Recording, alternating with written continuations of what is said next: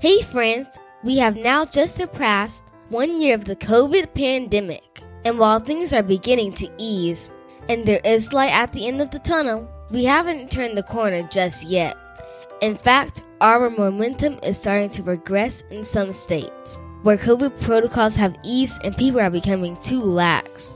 So, until we reach herd immunity, let's each continue to do our part to mask up and social distance so we can get over this thing sooner than later.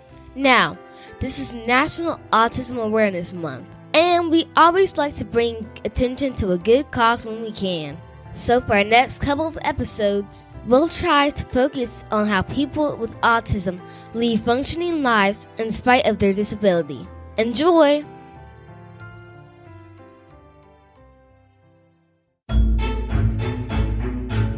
Welcome to All Things Madison, the podcast exclusively for kids, sure to tickle your funny bone while learning something new at the same time.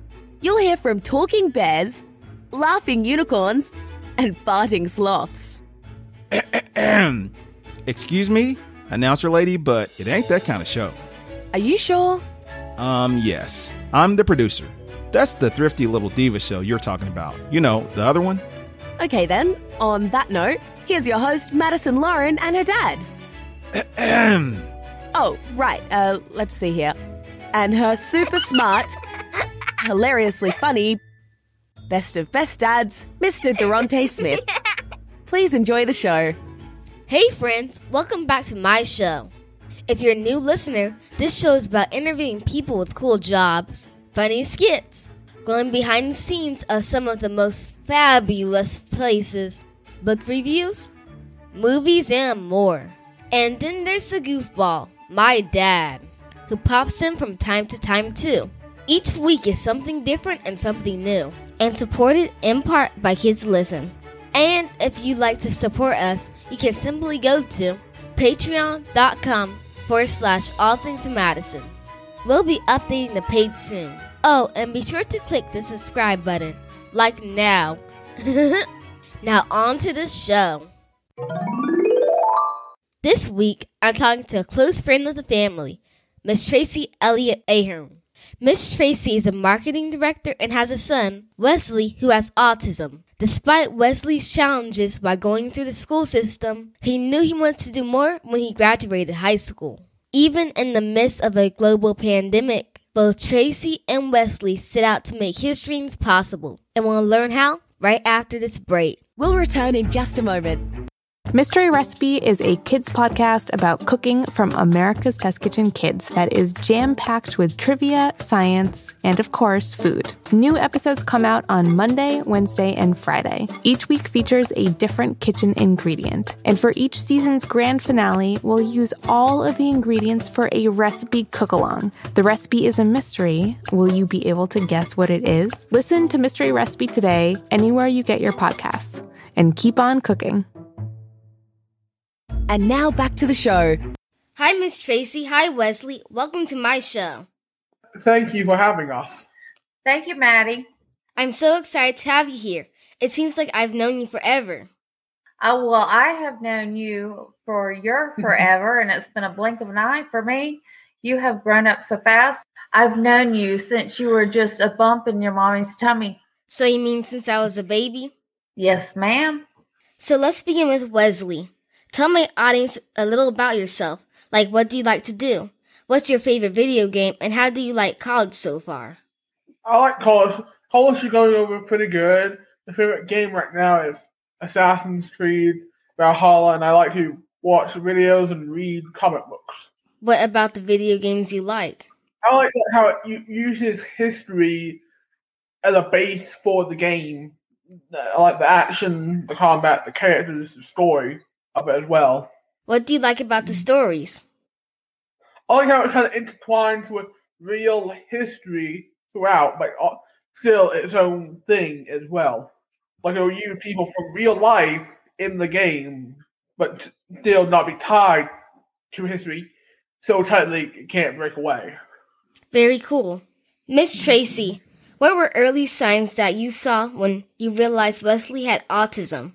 When Wesley was a baby, he wasn't meeting milestone markers. that most children do, and he was developmentally delayed. And then he started to develop more. And in 18 months, he went from a normal vocabulary of about 25 words down to a vocabulary of about 4 words, and had severe regression. And so at that time, we started checking with doctors more and trying to find out what was going on.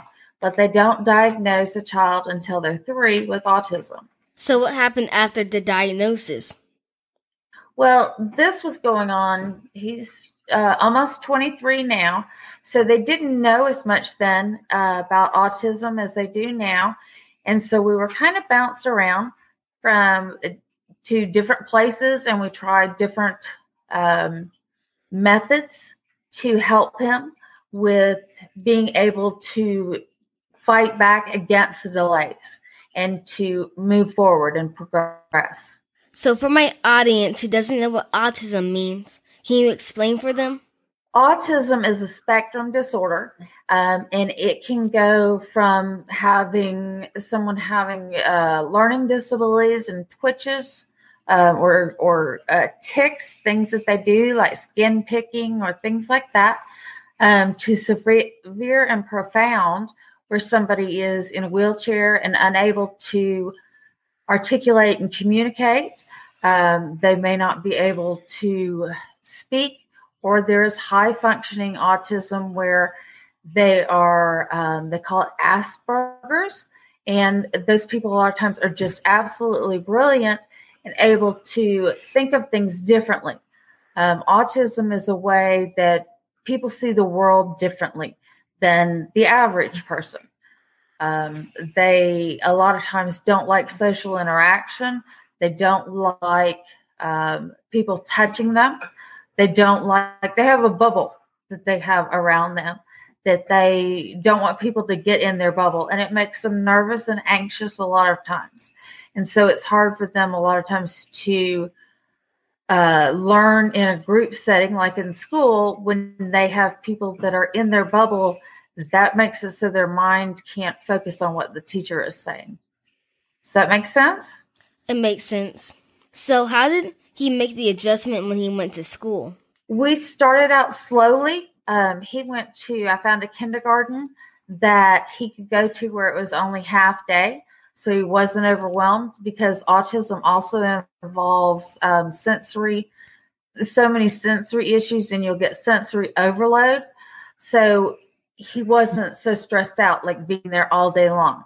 And then went into a private school setting where the classrooms were smaller, and they worked with him more on things than they could in the public school.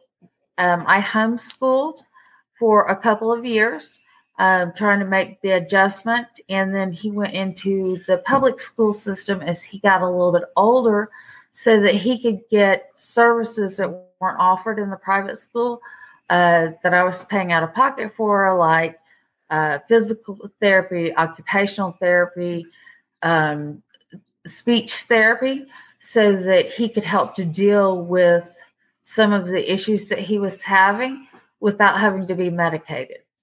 Wesley, this question is for you. What has been the adjustment between college and high school? Well, it's getting used to not going to school for every day during the week. I only go 2 days, have classes 2 days a week, and just a bigger area to explore as well. When I was in high school, I had a group activity at it, which was marching band. But when I went to college, I lost that. I wasn't part of any real group on the campus. Which one do you prefer, high school or college? In some ways, high school, I enjoyed marching band, all that kind of stuff, but I also enjoyed college. Instead of having to get up before the sun gets up, I can pick when I want my classes in college. We'll return in just a moment.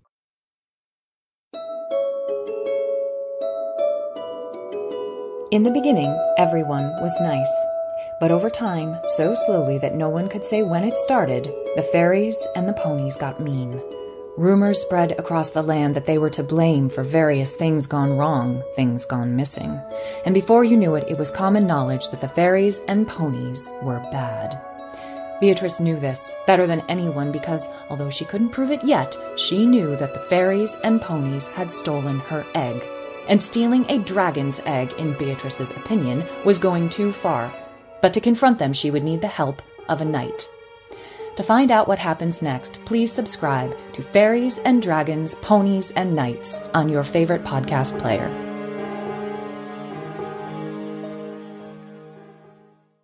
And now back to the show. Wesley, what has college been like with the pandemic? It's been different. I went from going to campus, walking around, going to my classes, having lunch, to being not even leaving the house for anything really, because all my classes are now online. Some of my teachers I never even see. Is that hard for you? It's more challenging.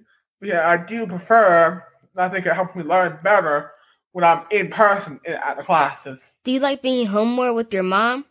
I do like that, but I also that semester, if I can, I am going to choose in-person classes. Gotcha. Wesley, what kind of job do you want to do when you get out of college? One thing I would like to do is work at GameStop. I really like GameStop. I really like video games.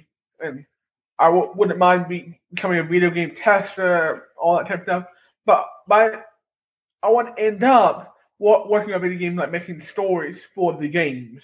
I would love to become a video game designer or even test video games. Why is that? I really like playing video games, and I think of interesting stories for video games, at least once in maybe a week or so. I think it'll be interesting to be made into a full-on game. And if I were to become a video game tester, I'd look at things a different way, and I could find the issues the games have. That makes sense. So do you have ideas for video games now? Yes, I do. Are they really cool games, or are they really hard games? Somewhere in between. They're always bloody and gory. So you like the gory stuff? Yes. He likes the secret spy, double agents, shoot 'em up, bang bangs. So then what are your favorite kinds of movies? My favorite are superhero movies, like Avengers, action movies, that type of stuff. And also comedies at times. So I got to ask you this, Avengers or X-Men? Just going off the movies, I say Avengers. And comic books? That's more of a tie. Got it. Miss Tracy, what advice do you offer to parents who are now where you once were? These are parents who are unsure of opportunities available to children with autism, and what will you say to them? Speak with your pediatrician and find out what services are available in your area. In Georgia, there are services like Babies Can't Wait, which will come in and evaluate a child and help to determine what type of therapies would be good to work with them. Also ask about groups that the pediatrician knows about. Nationally, there is the American Society of Autism. Locally, there is a group called Focus, which is Families of Children Under Stress, based in Atlanta. And it is for all types of special needs. And having a support group of parents, so you don't feel, as a parent, feel alone and that it's just overwhelming. Other parents can give you great tips on ways that they're dealing with challenges with their kids that have similar needs. And they can also give you great resources about this doctor's really great, or this one kind of stinks. He wasn't very nice and it didn't help. It just was a time suck when we went to them. There's groups on Facebook and other social media platforms where parents can connect, and doing that and having that ability to connect makes things a lot easier. Those types of things weren't available 20 years ago. Facebook just wasn't there and you couldn't connect with other parents. And doing that and being involved with groups like Focus, or there's groups through the Marcus Center in Atlanta. Those are very, very helpful. So it sounds like you're saying to the parents that they need to get connected. Yes, they do. They really need to get connected with other parents and groups to find the resources that are available and the easiest way to move forward and to help overcome challenges. Didn't you guys do something with the Big Bird Show? We did with Q99.7 Bert's Big Adventure. It was Wesley was selected as a special needs child back in 2011, and we got to go to Disney with them for a week, and it was a wonderful family trip. We went with 10 other families down there and stayed in one of the Disney resorts, and we had probably the best vacation we could ever have. It was just all Disney all the time. And one of the great things about Bert's Big Adventure is it's not just a one-time trip. It connects you with other families. And so we're now part of Bert's Big Adventure family. And we just had a reunion this past week and did a drive-in movie because we're still social distancing. So we can't do a lot of things with them where we would normally go to a ball game or go to the movies or to Dave & Buster's. We can't do that right now because most of the kids involved in Bert's Big Adventure are in some way immune suppressed. So this pandemic has really made it harder to connect, but very grateful we had the connections before the pandemic started. So it sounds like you're saying Bert's Big Adventure has a partnership with Disney? I'm not sure how they're partnered, but they do. They raise money in the Atlanta area, and they're where all they are broadcast because they're now in Tennessee, South Carolina, I think Chicago, and they pick children from the different areas each year, and they go down to Disney. They take 10 to 12 families and take them. You go on a special, a private plane. You go to all of the different parks. Mm-hmm. And you stay in a Disney resort. And so Bert's Big Adventure is partnered not only with Disney, but with Jersey Mike's and Gas South and places like that have just made wonderful things possible. So what about the children's hospitals? The CHOA in Atlanta which is the Children's Hospitals of Atlanta, have linked up. They used to be separate. There was Eggleston and Scottish Rite, and the buildings are still in different areas, but their records flow better together. And they are the most wonderful places that you never want to go. But they have resources to address those needs? Yes, they are a good place to get resources and get connections and to help build your network. But the groups that are outside of the children's hospitals are a lot of times more helpful. We'll return in just a moment. Over here! Hey, listen up! Newsy Jacuzzi! Hello, I'm Leadership Shankar Prickett, and this is my mama. I sometimes go by the name of Lindy Prickett. And we produce a children's news podcast called Newsy Jacuzzi. It's world news aimed at children between 8 and 12 years old, but we found a lot of adults like it too. We cover art, culture, and entertainment, sports, and the world of wow. Which is? Science! And by science, we mean up in space, down in the sea, animals roaming the earth. With faces on their butts. If you're a cow in Botswana, Africa, perhaps. Yes, we did that story. And the heroic rat sniffing out explosives in Cambodia. And the explosive fly trap in France. And the blue lobster found at a Red Lobster restaurant. And tech, gadgets, games, 3D dinosaurs, taste pops. You name it, we cover it. It's a whirlpool of news and information. Come on, take a dip in the Newsy Jacuzzi.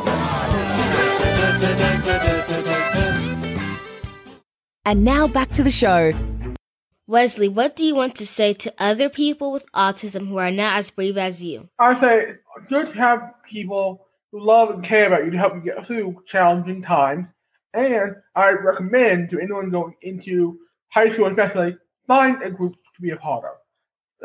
Whether it be marching band, orchestra, football, anything like that. For me, I knew a lot of people my first weekend as a freshman in high school than most people would have been. I did marching band practice over the summer. It's just nice to be able to say, you know, people that you can say, hey, walking down the hallway. So they helped you? Yeah, I think so. They helped him to get more involved in school, and if he got confused or lost or overwhelmed at school, he knew people. He walked in as a freshman knowing seniors. So, Miss Tracy, I understand that you had another son with autism. Is that correct? It is. Can you tell us a little bit more? Yes. Wesley's older brother, Patrick, had autism, and he was on the other end of the spectrum. He was very high functioning. He qualified for Mensa at 14. He had a very high IQ and just was absolutely brilliant, but struggled with things in a different way than Wesley does. Wesley has a bubble and he doesn't want people, it's hard for him to have people touch him or to be close to him. And so like crowded hallways and big groups that are not in following rules is hard for Wesley. Where Patrick was, he wanted to touch everything. He wanted to feel everything. He would get right up in your business. He would talk to you, go up and we had been on vacation before and another family would be playing a game and Patrick would go get right in the middle of their game without asking, without introducing himself. He would just go catch the ball and throw it to somebody. And it was a different type of reaction with people. And that is how like autism is such a big spectrum and such a wide spectrum. Patrick was, he was walking at 8.5 months. He was very far ahead of the baby milestones and doing things very quickly. But his social skills, he didn't know that it wasn't appropriate to ask certain questions or to go up to you and just introduce himself and start talking to you and ask you about how your day was, like you're his best friend and he had never met you. So he didn't have those social boundaries, where Wesley's on the other end, where the social boundaries are he wants people very far away from him. He's not going to go introduce himself. He doesn't. That is overwhelming to him. So they sound like opposites. Yes, pretty much. They are. So Wesley, how did you guys get along? We got along real good. He got me into video games to start with. Also got me into comic book stuff, all that. Did you guys fight a lot? No, I would be with my sister. Patrick and Wesley got along very good. They talked about video games. The one thing that Patrick was very hyper and Wesley was not. So that's where the differences came in. And Patrick would just kind of bounce around and be all over the place. But then Wesley's, the way Wesley's autism works, he would just kind of back away and Patrick would go find something else to do at that point. But they got along great. And that was getting Wesley into comic books really helped because with his autism, learning in a graphic novel or a block where the comic books are blocked out into little segments, that was when he started to be able to read better, when he could understand what he was reading instead of reading word for word, but actually understanding what was being said in a story. It was when he started reading comic books. Wesley, I'm working on my first graphic novel. I'm going to send you a copy when it comes off the press. Okay, cool. Thank you. You're welcome. Miss Tracy and Wesley, thank you so much for your time today and coming on my show. Thank you for having us. Thank you for having us. I'm so proud of you for doing the show and bringing awareness to all the types of issues that you have with your podcast. And you just keep going. You are a superstar. Thank you. I wish you both the very best in whatever you do. And don't be strangers to the show. Goodbye. Goodbye. Have a great day. And now it's time for the joke of the day. I haven't done this segment in a while. It feels good to be back. Okay, are you ready? Here we go. Why did the student eat his homework? because the teacher told him it was a piece of cake. Get it? What did the microwave say to the other microwave? Is it just me, or is it really hot in here? Why did the teddy bear say no to dessert? Because she was stuffed. Get it, stuffed teddy bear? What did the left eye say to the right eye? Something between us smells. Get it, nose, smells? And finally, what did the Dalmatian say after lunch? That hit the spot. Spots, Dalmatians, oh, you're killing me. That was a good one. And this joke is from my friend Jackson in Memphis, Tennessee. Jackson says, how do you talk to a giant? Use big words. Good job, Jackson. You have a future in comedy. But don't give up your day job. Stay in school, buddy. Okay, guys. If you know of a good joke, send it to me and I'll read it on my show. And I'll give you credit too. Thanks.